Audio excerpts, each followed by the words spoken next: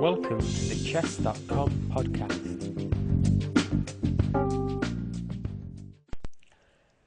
Hello again and welcome to the third Chess.com podcast. Today I'm going to take a break from producing puzzles and endgame puzzles and look at this opening, which is the Queen's Attack. It's got many names, but it's an opening I've seen quite a lot on Chess.com in the Blitz versions of the game and the bullet versions of the games on the live chess. It's not an opening you see in a longer standard variation of the game or correspondence game. So very quickly how we get there is e4, e5, and then white plays this super aggressive move, which is the queen to h5. Now what white's doing here is he's attacking the pawn on f7, or putting pressure on the f7 pawn, and attacking the e5 square, the e5 pawn. And he'll also be looking to bring the bishop out to c5, which again will put even more pressure on this f7 pawn. So what should black do in this position? Well, there are four absolutely terrible moves that black could make. The outright worst move, it would be king e7, where the queen just takes on e5 and that's mate. I've never seen that move played, and I hope to never see that move played. And then the other kind of terrible move that black could make would be simply to sack his queen either here on g5 or g4. It achieves nothing. But they're the three worst moves, and the equally fourth horrible move I do see quite a lot, and that is g6. Now, why is g6 so bad? It's attacking the queen. Well, after the queen takes the e5 with check, we have this quite awful fork. Black has nothing better than to play the queen out to e7, where the white queen snaffles off the h8 pawn, and black may have hopes of trying to recapture the lost force here by trapping the queen, but if white plays sensibly, just makes up a solid pawn formation, and also threatens this bishop to g5 move, forcing the knight to g4 at some point, then the queen's now free to escape at will. So white's in no rush. You can simply play knight to c3 and have a very easy game, a rook and a pawn up in this position. So certainly whatever you do not play this g6 move.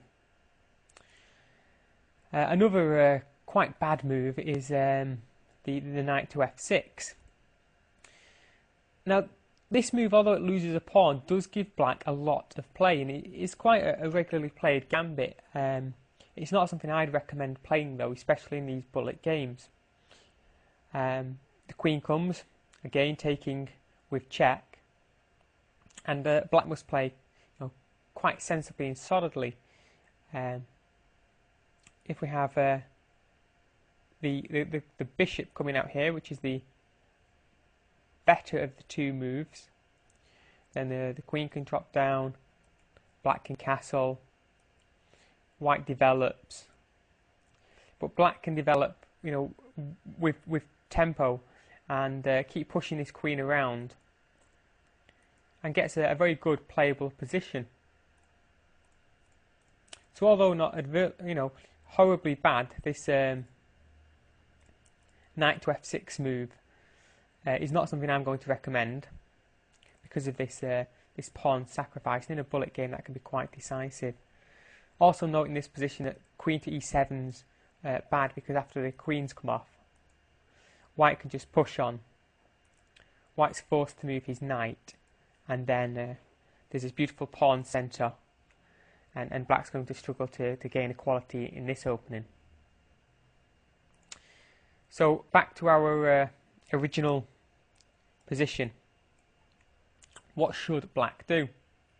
Well, quite simply, black ignores the fact that this f7 square is under pressure and just plays knight to c6, defending the e5 pawn. When the bishop comes out, simply develop the queen to e7, and white's attack's over. There'd be no point taking on the f7 square anymore, because the queen can just take back and black will be up material. So white can do no better really than to put some more pressure on the e5 pawn, but now the black knight coming to f6, putting pressure here and here on this queen, forces the queen to come back to h4. The quiet and simple move d6 by black gives black a very advantageous game. Later on we could possibly see the moves g6 to g7, with this bishop coming here, the king castling, and we have this beautiful open line for the bishop. Whereas white stuck with this awfully placed queen, he's going to have to push a pawn up here, and this will be trapping his white bishop into quite an awkward position. So if you're ever faced with this position here on the blitz or bullet games, just simply develop knight c6. If the attack continues, then queen e7.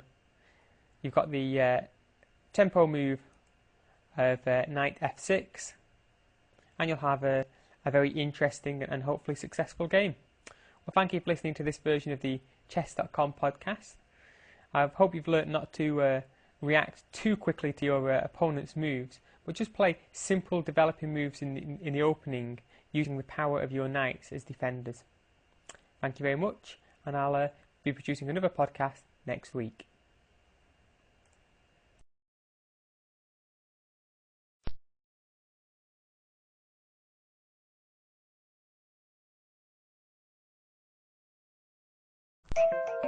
Thank you for watching the Chess.com podcast.